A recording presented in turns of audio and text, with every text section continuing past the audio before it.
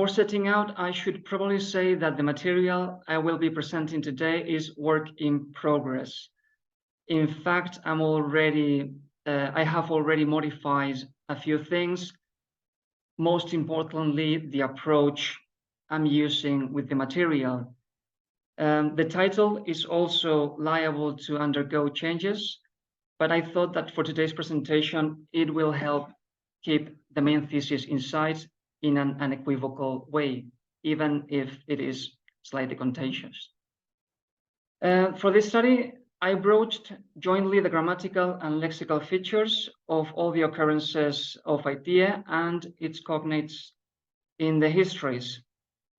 As a result, patterns emerge that depict the Greeks, particularly the Athenians, as ruled by a higher sense of justice than non-Greeks, particularly the Persians, which alongside with a number of other elements coalesce to explain why the Persian army was defeated despite being so superior numerically. To illustrate this, I will be using a representative but incomplete selection of the instances, which can be found in the text for obvious reasons.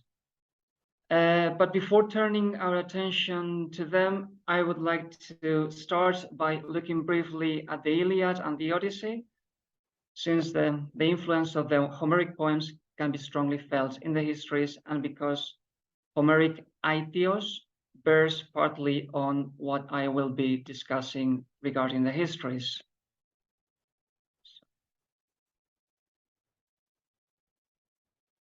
Aiti occurs 52 times in the histories, but it is undocumented in Homer.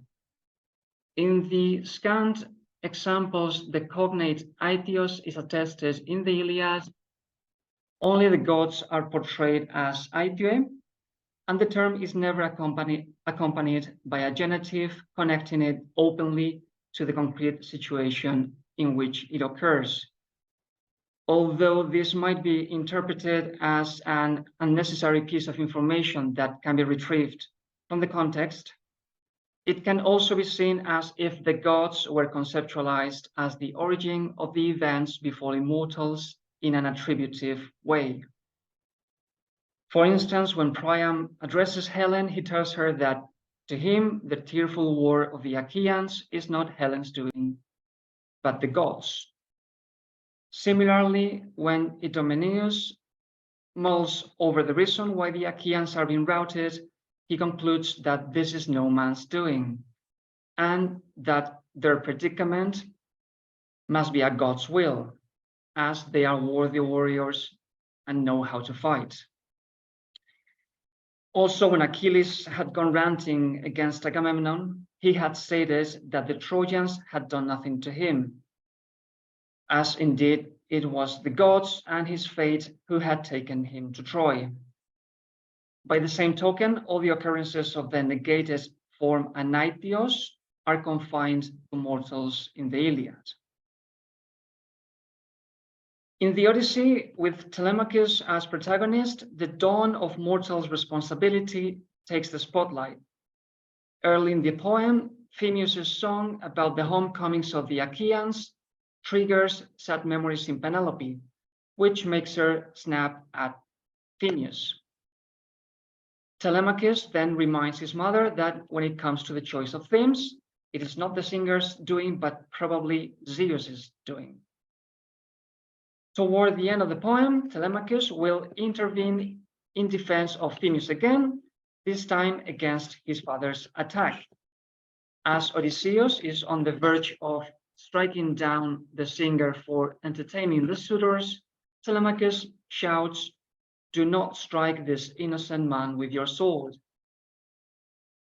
At different moments of the Odyssey, we read that Phemius is just a singer with no choice but to obey the command of those above him, and that his singing was inspired by a god. So at the end of the day, he cannot be held accountable, as Telemachus argues. Before this, Telemachus had wondered whether his mother Penelope had treated the stranger well, the stranger being Odysseus in disguise, because Telemachus says she capriciously honors the worst among mortals, whilst she sends off dishonored the better man. On hearing this, Telemachus, Euryclea admonishes Telemachus not to reproach Penelope, as she is not to blame. His accusation probably finds explanation in an earlier episode, which had sowed the seed of his misconception about his mother's character. Antinous, one of the suitors, had tried to divert the exasperation of Telemachus with them toward Penelope because of her reluctance to remarry. According to Antinous, the Achaean suitors are not responsible before Telemachus. His dear mother, who is knowledgeable in the ways of wiles, is.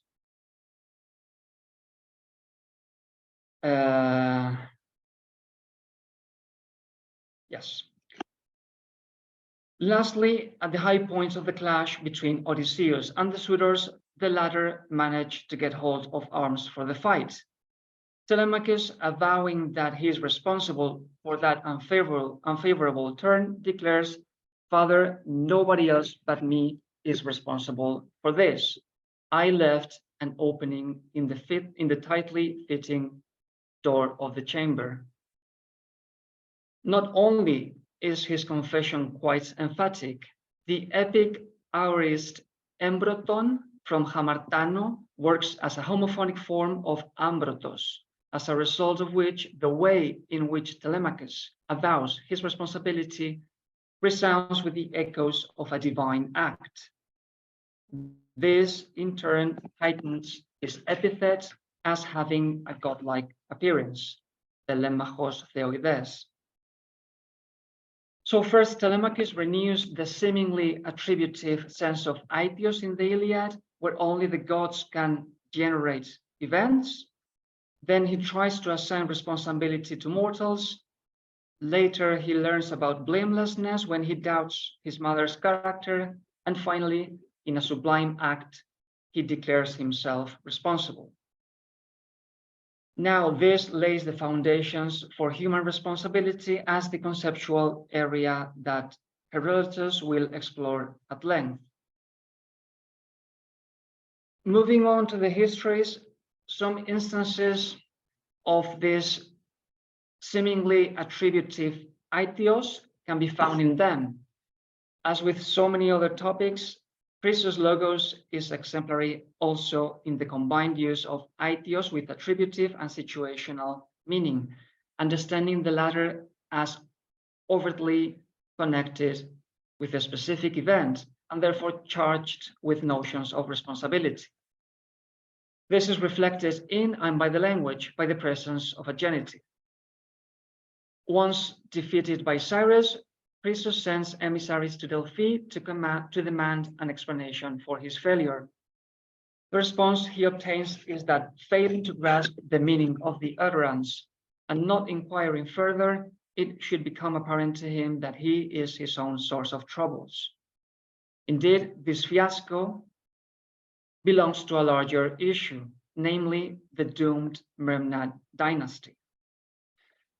When he confronts Adrastus, the unintentional killer of his son, Chrysos acquits him, as he concludes that Adrastus is not responsible for this evil that has befallen Chrysos, apart from his participation as an unwitting instrument, but one of the gods.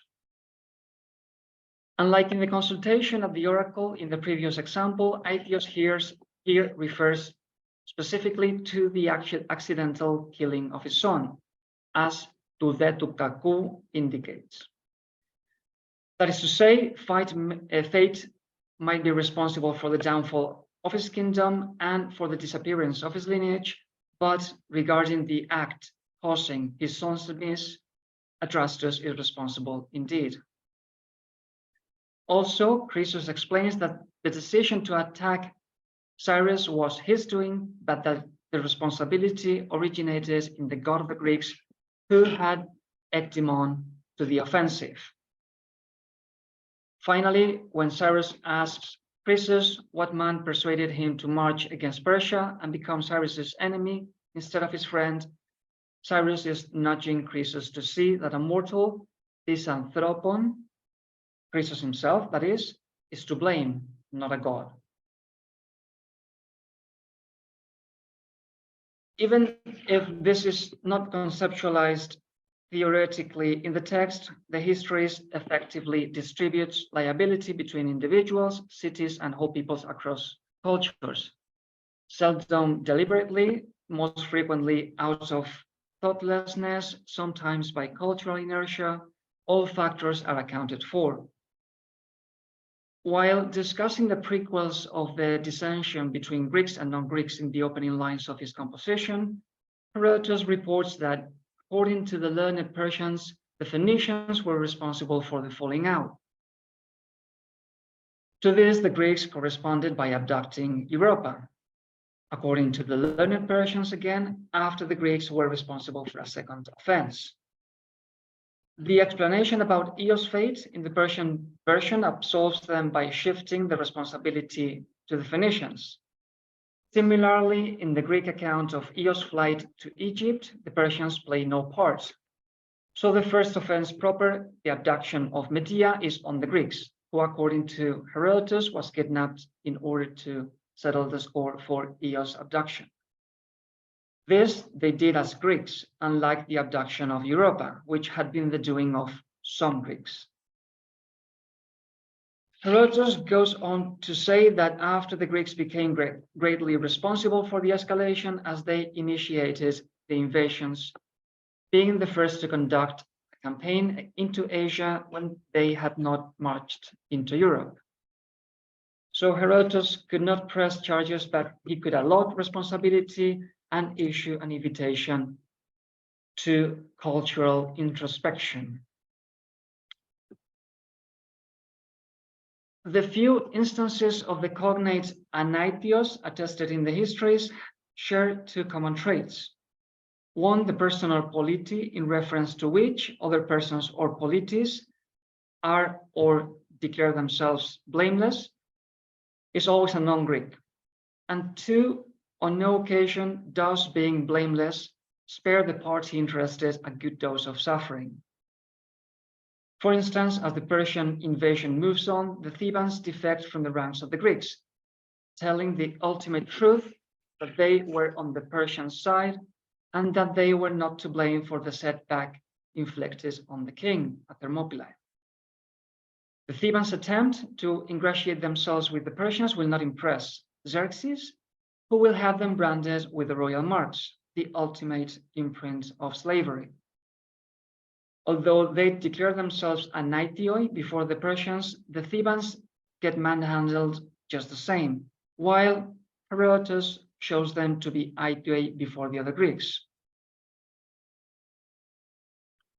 In another instance, towards the end of the Histories, Herodotus gives us a tour of the palace intrigues amongst the Persians.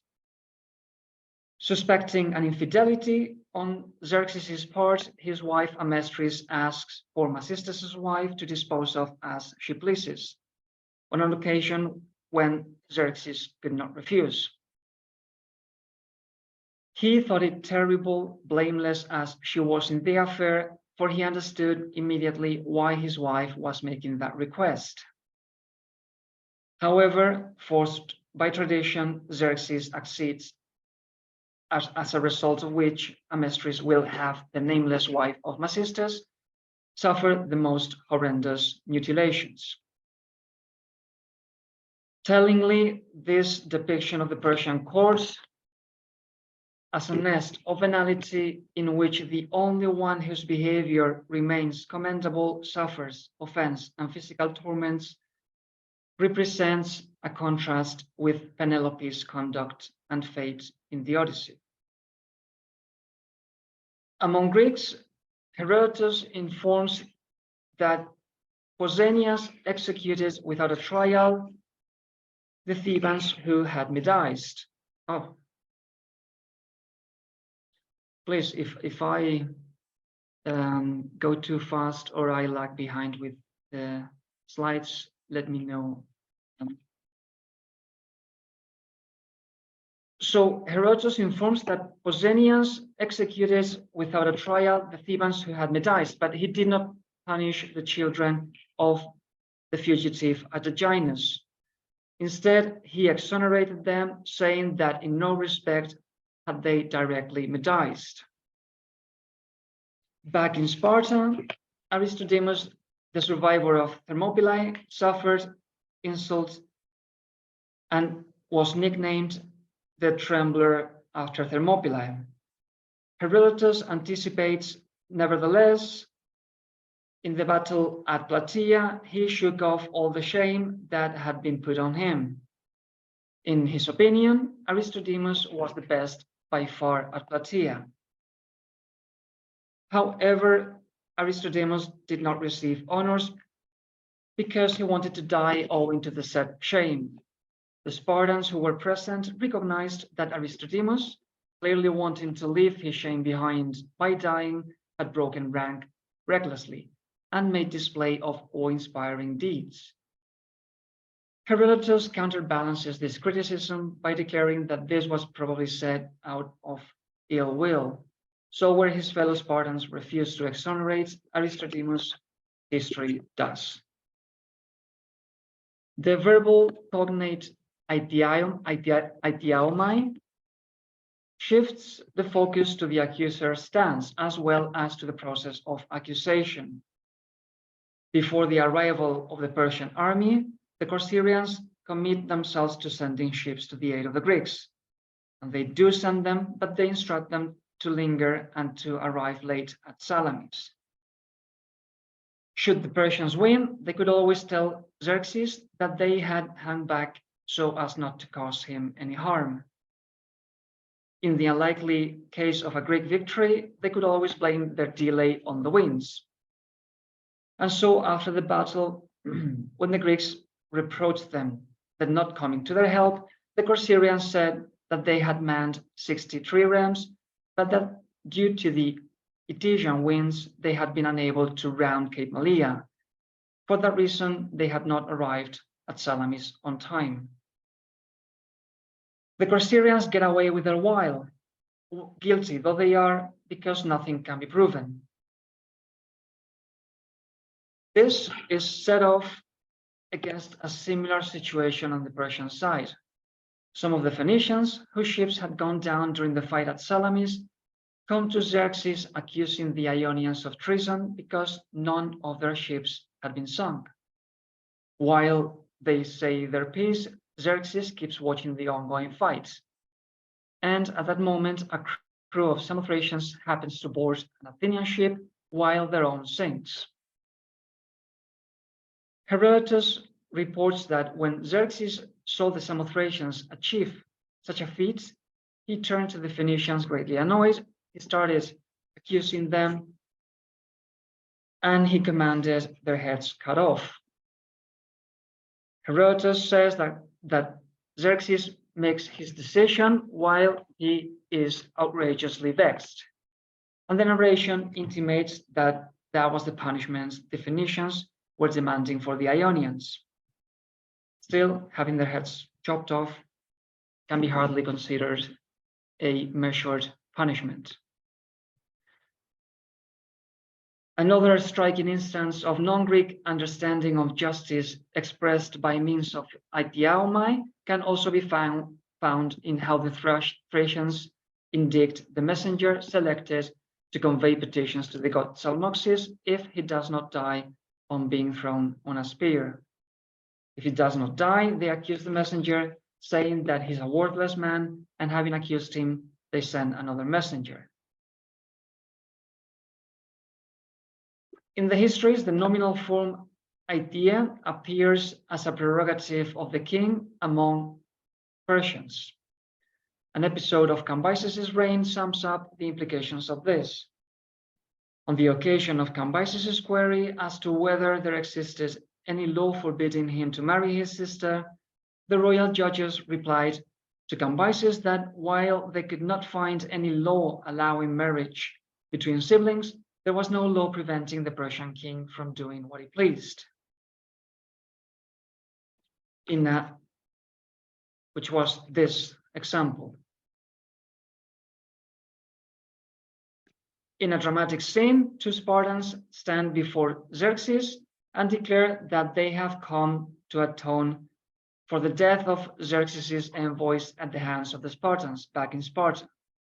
For killing the messengers, the Spartans had violated a code common to all peoples. But Xerxes would neither do what he censured them for, nor would he lift their blemish by killing these two in return. According to Herodotus, Xerxes responds that out of magnanimity, he will not be like the Spartans.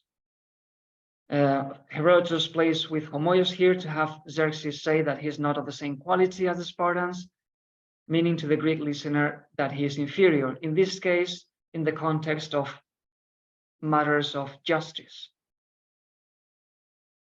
In any case, admitting the responsibility for killing Xerxes' messengers and sending two men to die to make up for it indicates high standards on the part of the Greeks. By contrast, Xerxes prefers not to act justly and disguises it as greatness of heart, probably because the offense gives him a justification for the invasion of Greece, of course. In forward-oriented narrations, the construction epaitia first introduces a reproach or an accusation followed by punishment. Three expressions varying slightly in form fall into this group. Epaitie toiede, epifere in aiti enalen, epudemia aiti axiokreo. The event is contemplated prospectively through the eyes of the characters in the ongoing action. In the histories, this formula appears only among non-Greeks, with the impending threat of falling victim to the king. Darius comes close to ordering an execution in breach of the spirit of the Persian law, as we will see shortly, on one occasion. And he carries out the deed on another one. Learning that the governor of Syme had taken bribes, he sentences him to death by crucifixion. He was Sandoses, the son of Thamasius, a man whom Darius had previously crucified on the charge of taking bribes to give an unjust verdict in his capacity as royal judge. However, in an unexpected twist, Darius spares Sandoses' life because after weighing up services Sandoses had done him against that infraction, Darius comes to the conclusion that the first outweighed the second. According to a previous testimony, not even the king can put anyone to death on account of a single charge, nor can any of the Persians inflict irreversible damage on any of their servants. Instead, weighing things up, only if he finds that the faults committed outweigh the services rendered, can he give his anger a free rein.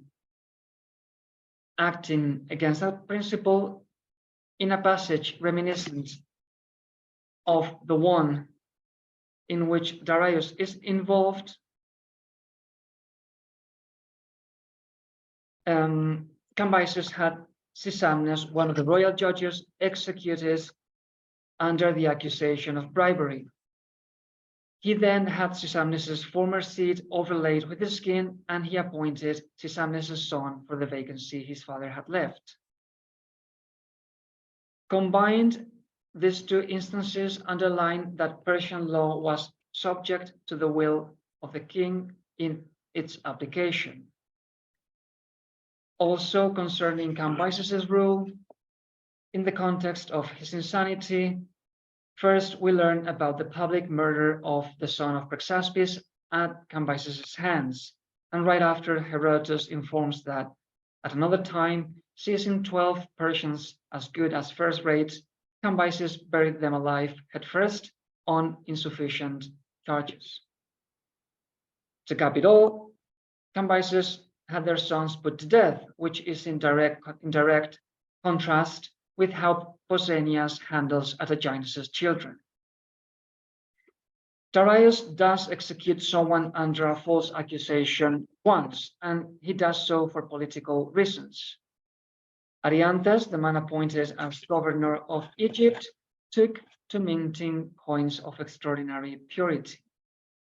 Even though Arianthes was plainly inferior to Darius in the choice of the metal, which was silver, he was nonetheless buttressing his political authority in Egypt above that of the king.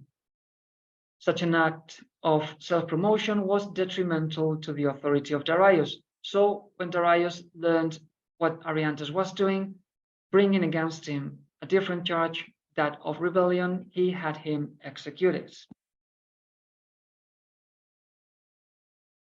As opposed to Epaitian, with the Aitian, the event is looked at retrospectively. One of the 7 insurgents rebelling against the Magus, Interphrenes, assaults the guards barring his way to Darius and mutilates them horrendously. Subsequently, the guards showed themselves to the king and told him the cause for which they had been manhandled. Their field of sight is limited by the most immediate action and by their interest in it. So, from the standpoint of the guards, expounding the cause of their wounds wraps up the event. Further examples of basic accounts can be found in the histories, like this one, always with non-Greeks as protagonists. By contrast, Herodotus enjoys the privilege of hindsight and can shape his glance in a plurality of glances. From the historian's viewpoint, cause expressed by the Aitian presupposes the event, while at the same time it gives rise to it in the narration. Expressed in the historian's voice, the Aitian heralds a retrospective glance in the search for causes, combines with a prospective account of the event. In the description of Egypt, we read that sailing from Elephantine, the next layover is a place called Deserters. It is so called because 240,000 Egyptian soldiers deserted to the Ethiopians for the following reason. Herodotus presents a concluded event about which the listener or the reader is still in the dark, but about to learn the cause of. The presence of the deictic toyende highlights the prospective direction of the narration, and so it appears every time a retrospective look for cause ushers in a prospective narration with the result of the inquiry. Also, as part and parcel of the methodological toolbox of the genre Herodotus was contributing to shape, the presence of the Aitian earmarks good assessment of an event or a situation in the histories. Except on one occasion, and for good reason. Once, Mardonius historizes the future, speaking in terms of certainty, thus trespassing into the domain of the oracles. Croesus, Themistocles, Artabanus, and Xerxes dabble in such exercises, but none of them goes as far as to predict an outcome. This contravention is but the latest installment of Mardonius's blundering predictions at every tipping point in the histories.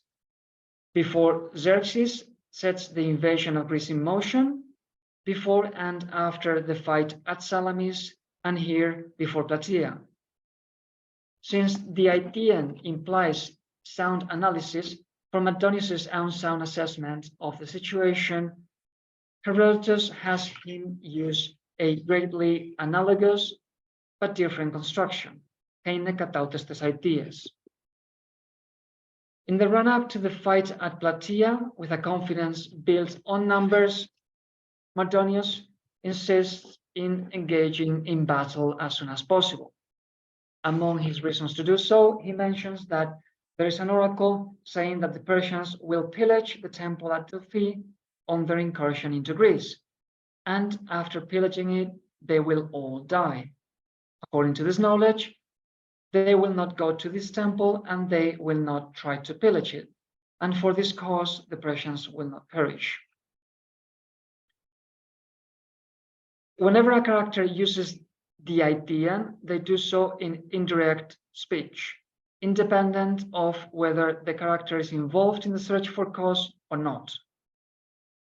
On the other hand, the employment of direct speech makes the character's responsibility increase and the scene gain dramatic quality, as the alternative scenario is conjured up more vividly. On the other, by avoiding the use of the aitian and resorting to henekatautes tes aities, Herodotus seems to separate sound thinking from what Mardonius does. The concept of aitia is one of the main forces of the composition, one that pervades its temporality. To a considerable extent, it is the glue binding the disjointed narrative of the composition into a unit. So the importance of aitia in the opening lines of the histories cannot be overemphasized. So much so that on a number of occasions, the use of the structure, the aitian, becomes a means for Herodotus to self-face in the narration. He does famously so in the prologue, as I just mentioned, where he states that the goal of his inquiry is to preserve the fame of important and extraordinary feats displayed by Greeks and non-Greeks alike, and apart from that, the cause for the outbreak of the war between them. Aitia here has been interpreted as blame, offense, or responsibility in relation to the chain of actions and reactions that ensues. Consequently, the construction, the aitian, has been regarded as introducing a digression. However, each episode of aggression narrated in the first sections of the histories involving those notions gets dealt with in separate sections. The designation of aitioi in the very first section and the subsequent phases of retaliation tie in with those particular meanings, but there is probably a more weighty reason for the presence of the aitian in the opening statement than too easy in the next paragraph. The comparison between the aitian at the beginning of the histories and the opening lines of the Iliad emphasizes the shift in motivation, but the equally all-embracing nature of the statement. It comprises responsibility for the aggressions enumerated in the first chapters, but only insofar as it comprises every single causal factor coalescing to the outbreak of the war. Herodotus tinkers with the order of cause, event, and effect, thus bringing the effect forth to the start of the narration of an event, and only then introducing the cause. The construction, the aitian, speaks of the conceptual unity behind the task and also of historical awareness.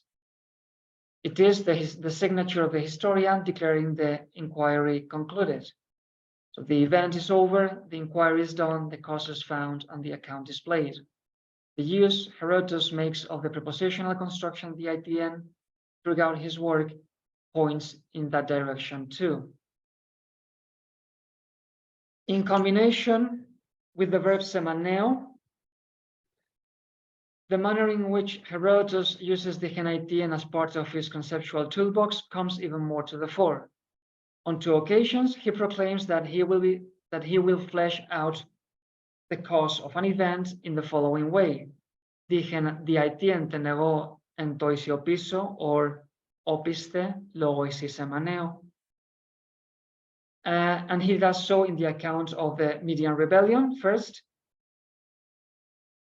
the rebellion that sees Cyrus rise to power. As a means of a postponement, he uses this narrative device. So he pronounces Astyages, whom he had just introduced, to be the same Astyages who, being his mother's father, Cyrus subjugated and was holding prisoner for the reason that Herodotus will expound in later parts of his historical display. Occupied with the narration of Croesus' Logos, a lengthy digression would have been too disruptive at that point. Instead, Herodotus postpones it. Cyrus's victory over Croesus will become the point at which to discuss Cyrus's life. And as a result, the promised explanation gets delayed for more than 30 chapters. The downside of this narrative device was that the information anticipated could fall through the cracks, which is precisely what happens with the announcement that Athenades killed Ephialtes for another reason, which Herodotus will expound in later parts of his historical display, which he never does. Lastly, some occurrences of idea attest to a gradual process toward abstract causation. In one of the most momentous episodes of the histories, the Scythians tried to convince the Ionians guarding the pontoon over the Easter to dismantle it. The Scythians argued that the Ionians should leave when the 60 days Darius asked them to wait for him ran out. If the Ionians do so, they will be beyond responsibility in the eyes of Darius as well as of the Scythians. Here, idea is presented as an external entity of undesirable consequences. Choosing to incur it means becoming liable for the Greeks losing their freedom. When Histiaeus convinces the Ionians not to dismantle the pontoon, he is incurring responsibility for the lost chance to dissipate Persian threats.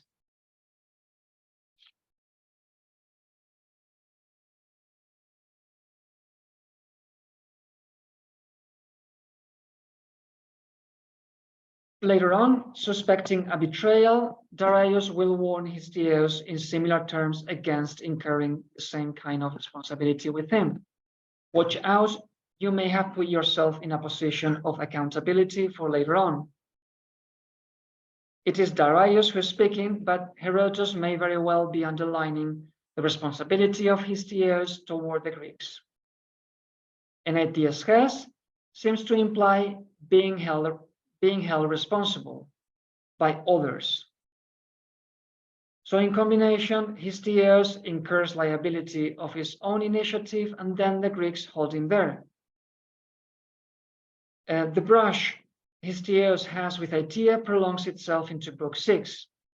Slipping away from the Persians, he comes to Chios. Herodotus then narrates that Histiaeus asked by the Ionians why he had been so keen on inciting Aristagoras to revolt against the king, and why he had done so much damage to the Ionians.